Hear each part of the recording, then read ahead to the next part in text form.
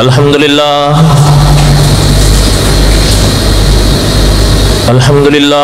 हम्दन कसीरन तय्यबन कमा अमर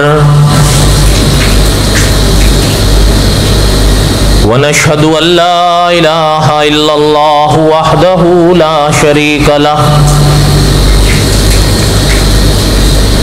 व अशहदु अन्ना सय्यदना व सनदना व मौलाना मुहम्मदन अब्दुहु व रसूलुहु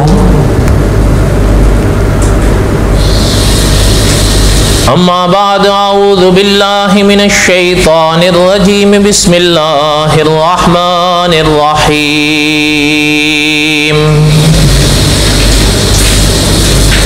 अलिफ लाम रा तिल्का आयातुल किताबिल मुबीन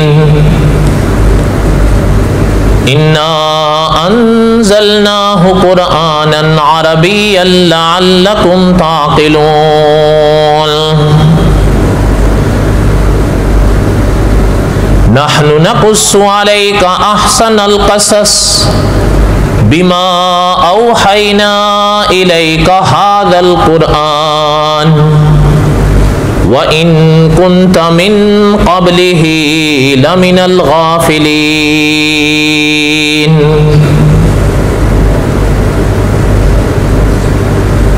सदक़ल्लाहुल अज़ीम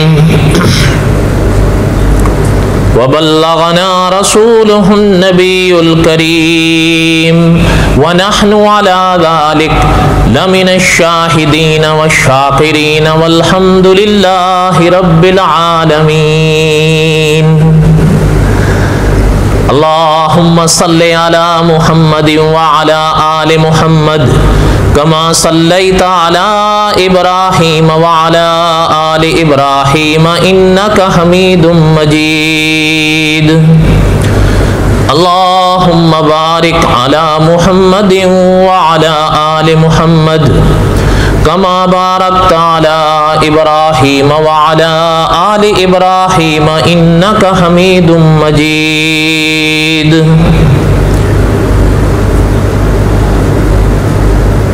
क़ससुल अंबिया अलैहिमुस्सलातु वस्सलाम के असबाक हम पढ़ रहे थे।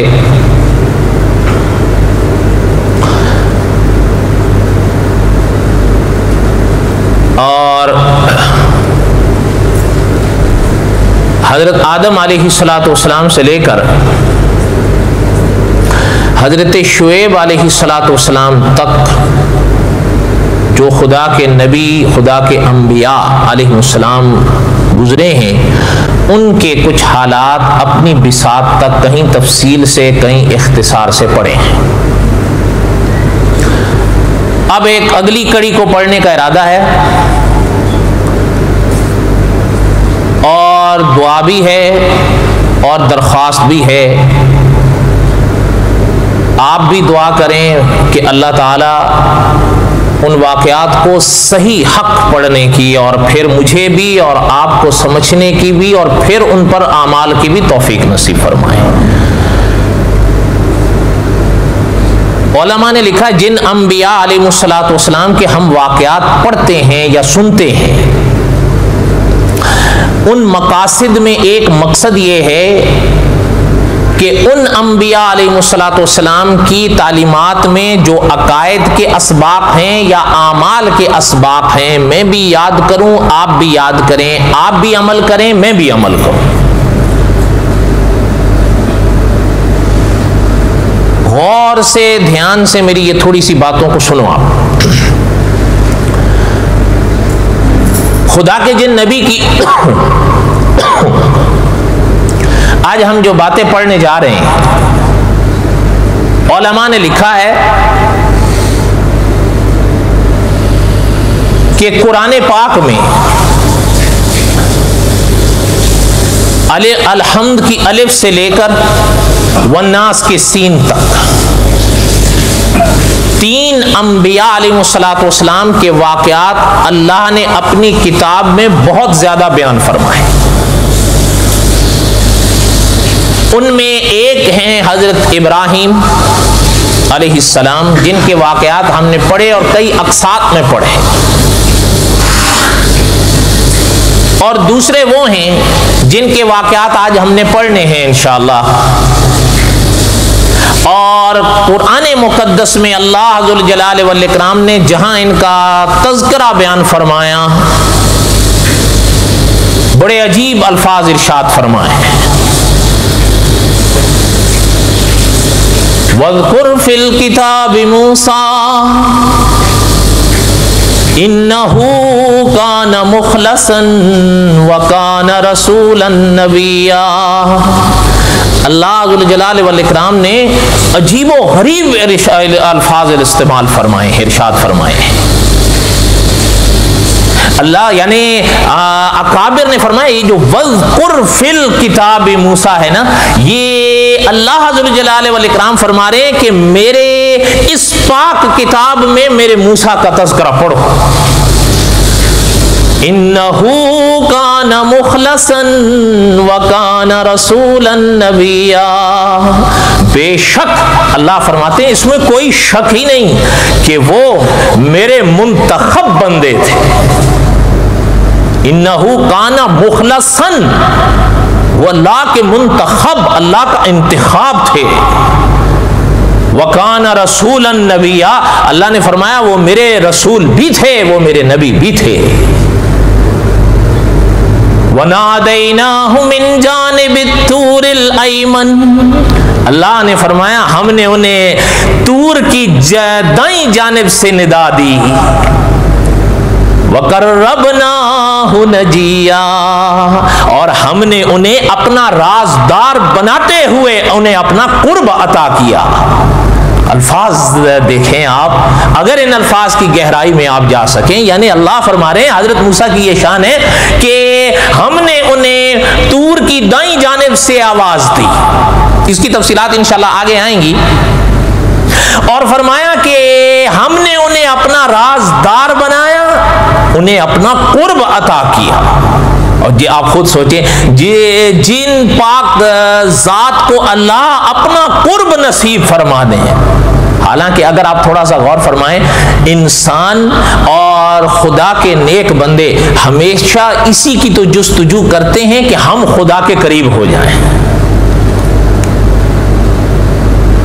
ववहबना लहू, अल्लाह ने इरशाद फरमाया मिर रहमतिना, अल्लाह ने इरशाद फरमाया हमने दिया उन्हें अपनी रहमत से।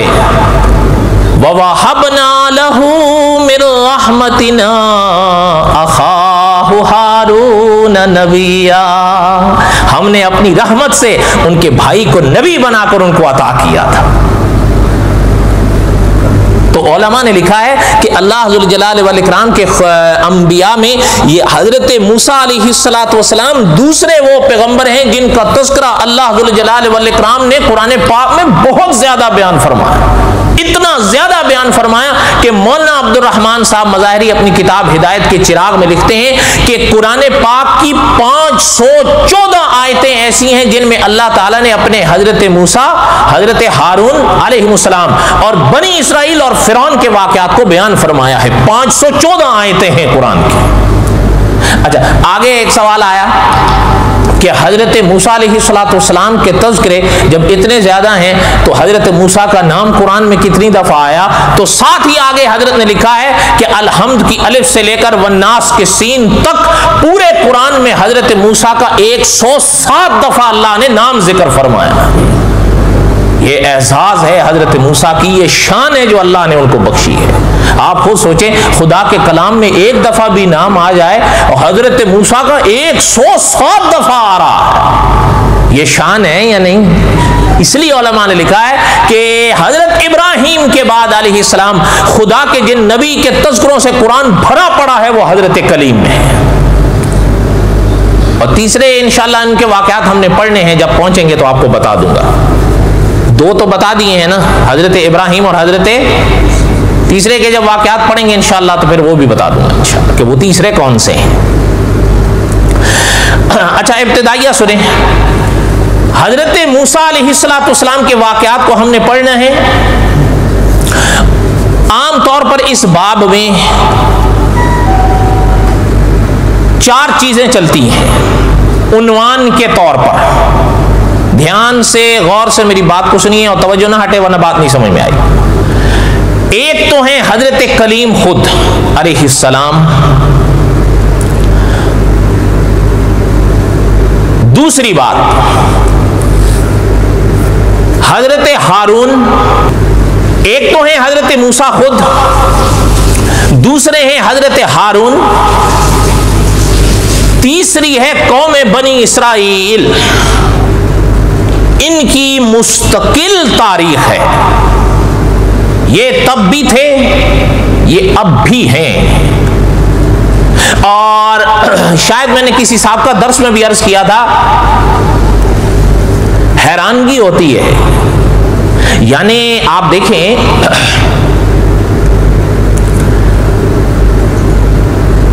वो अपनी निस्बत हजरत मूसा की तरफ करते हैं। आज भी आप उनसे पूछ लें, वो कहते हैं जी बिल्कुल, हमारी तो 2 और 2 4 की तरह बात है, हम तो हजरत मूसा पर ईमान रखते हैं। और ये भी बात है कि ये सच है। अच्छा, और वो हजरत मूसा की तरफ से जो उनको तालीमात मिली थी ना, उन तालीमात पर वो इतने पक्के और इतने पुख्ता हैं कि आज भी उलमा लिखते हैं कि अगर हो यहूदी बनी इसराइली और अगर उसको ग़िज़ा चाहिए, खाना चाहिए, अगर सब मिसाल के तौर पे मैं कह रहा हूं, सामने अगर बकरी है, जब तक उसको यकीन नहीं होगा उस बकरी पर खुदा का नाम लेकर ज़िबह होने का, वो कभी छुएगा भी नहीं, सवाल ही नहीं पैदा होता। इनके यहां शब्द बहुत बड़ा दिन है, बड़ा मुकद्दस दिन है, वो उसमें कोई काम कर ले, हो यहूदी, सवाल ही नहीं पैदा होता।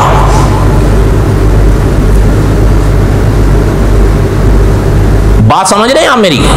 अच्छा, साथ ही में अबवाब में है कि बरअक्स इसके अफसोस होता है। अब देखें, हजरत मूसा को सदियां गुजर गई हैं,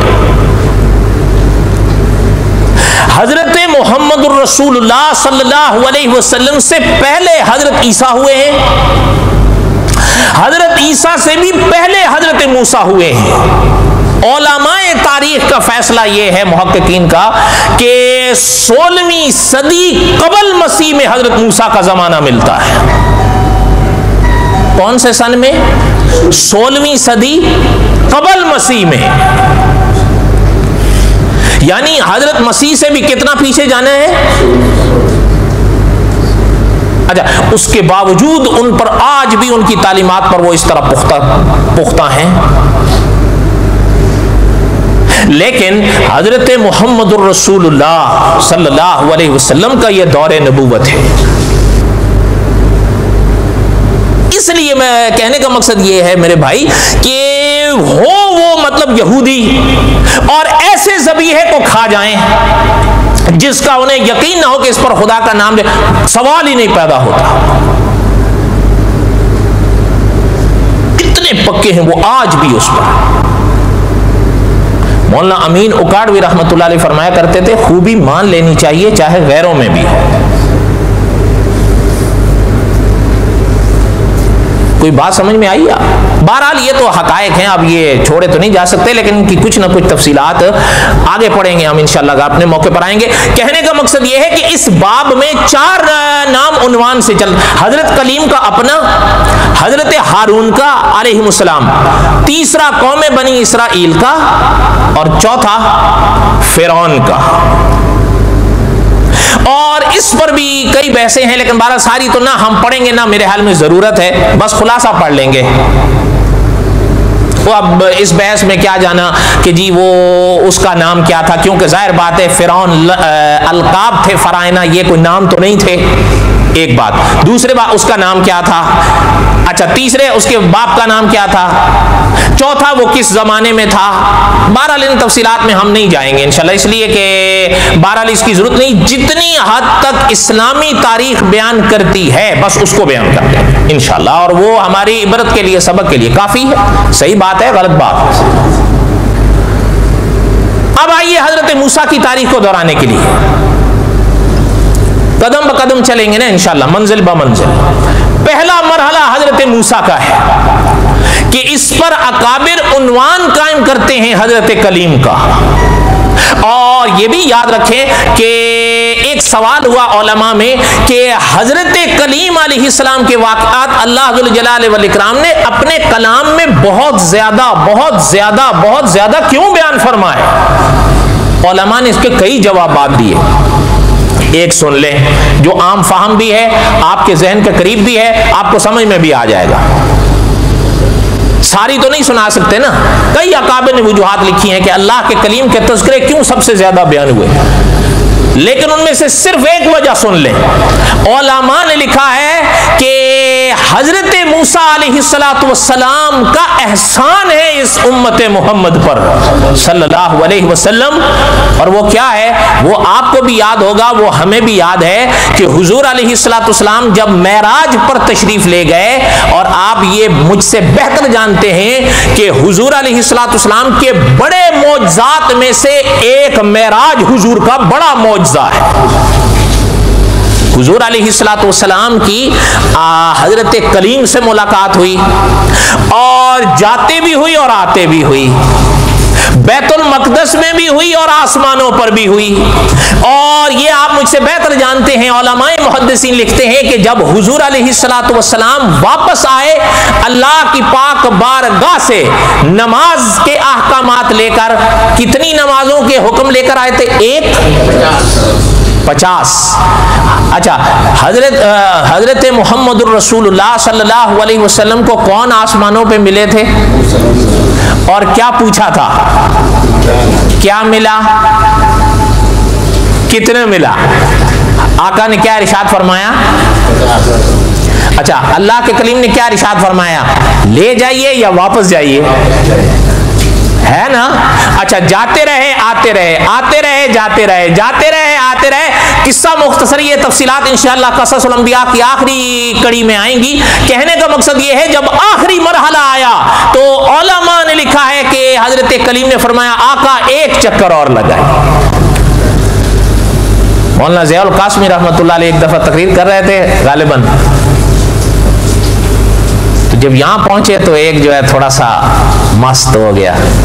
तो हजरत ने पूछा, भाई क्या बात है? कहते हैं जी अल्लाह भला करे, अल्लाह के कलीम का एक चक्कर और लगवा देते तो। इन्ना लिल्लाहि व इन्ना। तो बहरहाल कहने का मकसद ये था कि अल्लाह, ये उलमा ने लिखा है, ये अल्लाह के कलीम का एहसान है उम्मत मोहम्मद पर सल्लल्लाहु अलैहि वसल्लम।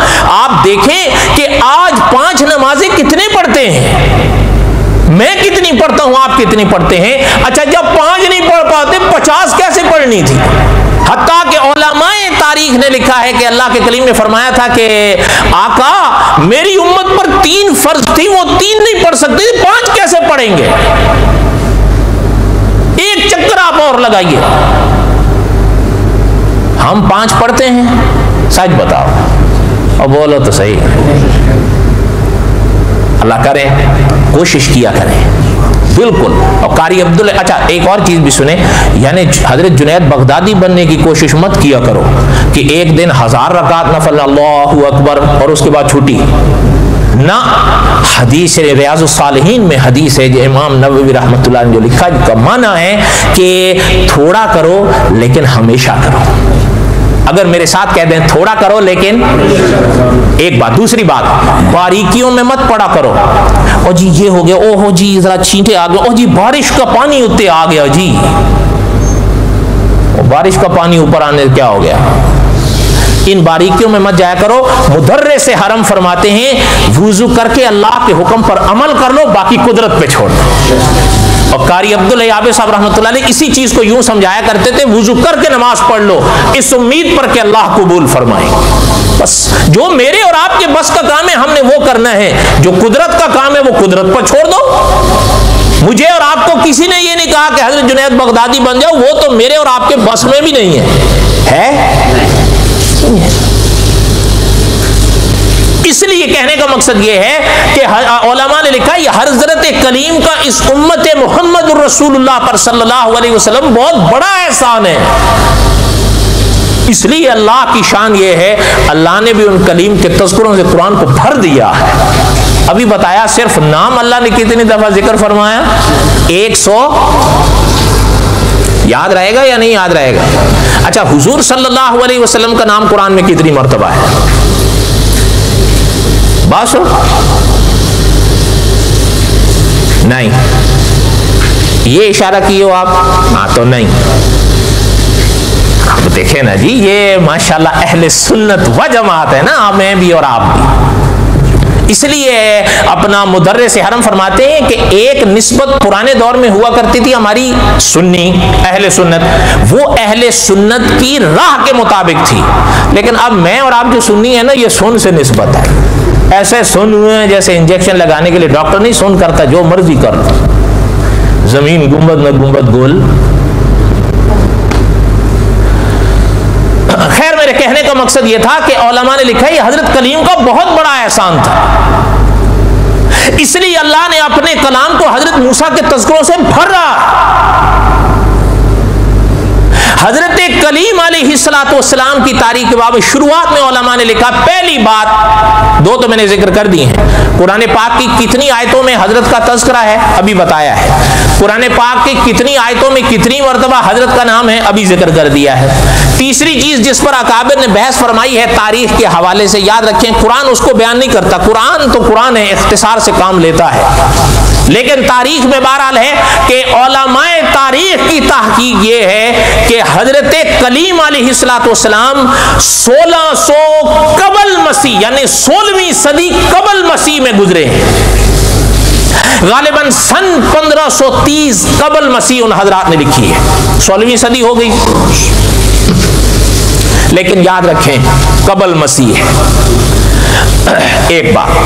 दूसरी बात, हुजूर सल्लल्लाहु अलैहि वसल्लम की उम्मत में इब्तिदाइया सुने, एक हजरत सईद बिन जुबैर गुजरे हैं रहमतुल्लाह अलैह, ये सहाबा के दौर के थे। वफतन्ना का फतूना, ये इसी तफसीर के मौके पर अकाबिर ने लिखी है। तर्जुमा आगे मैं अर्ज करता हूं, पहले थोड़ा सा इब्तिदाइया सुने। हजरत सईद बिन जुबैर रहमतुल्लाह अलैह ये सहाबा के दौर थे। अच्छा, अजीब शख्सियत थी हुजूर सल्लल्लाहु अलैहि वसल्लम की उम्मत में।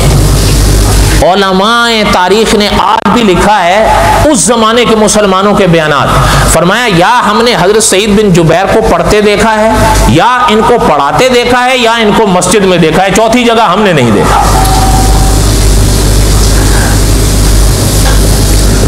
तो बड़ी अजीब बात है। अच्छा, और आगे सुने, फरमाया कि मैंने कुरान पाक की इस आयत को पढ़ा, वफतन्ना का फतूना, जिसका मैंने अभी जिक्र किया, रुक गए। अच्छा, ये राज तो वो खूब समझते थे ना कि कुरान पाक की एक आयत को समझ के पढ़ना, मुदर्रिस हरम फरमाते हैं 10 पारों से आगे इंसान को ले जाता है।